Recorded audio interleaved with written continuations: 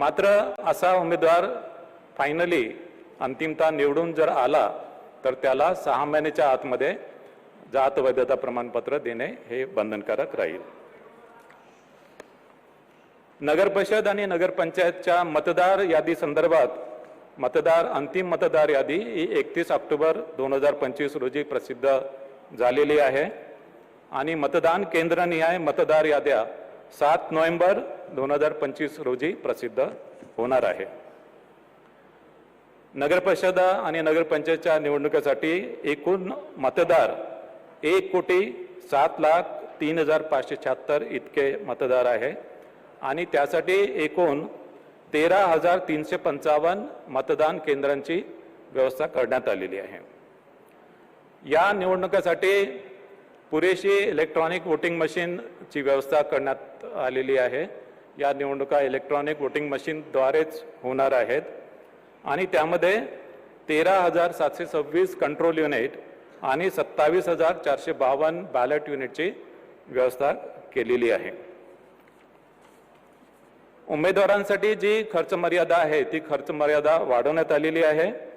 अ वर्ग नगर परिषदेसाठी अध्यक्ष पदासाठी 15 लाख, सदस्य पदासाठी 5 लाख, ब वर्ग नगर परिषदेसाठी अध्यक्ष पदासाठी 11,25,000, सदस्य पदासाठी 3,50,000, क वर्ग नगर परिषदेसाठी अध्यक्ष पदासाठी 7,50,000, सदस्य पदासाठी 2,50,000, नगर पंचायतीसाठी अध्यक्ष पदासाठी 6 लाख आणि सदस्य पदासाठी 2,25,000 अशी खर्चाची मर्यादा आहे।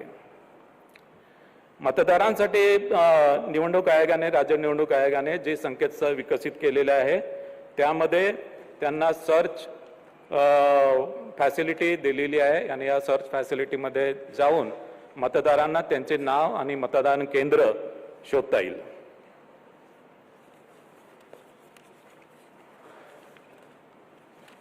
याशिवाय मतदारांच्या सोयीसाठी एक नवीन मोबाईल ॲप सुद्धा आम्ही विकसित केलेले आहे।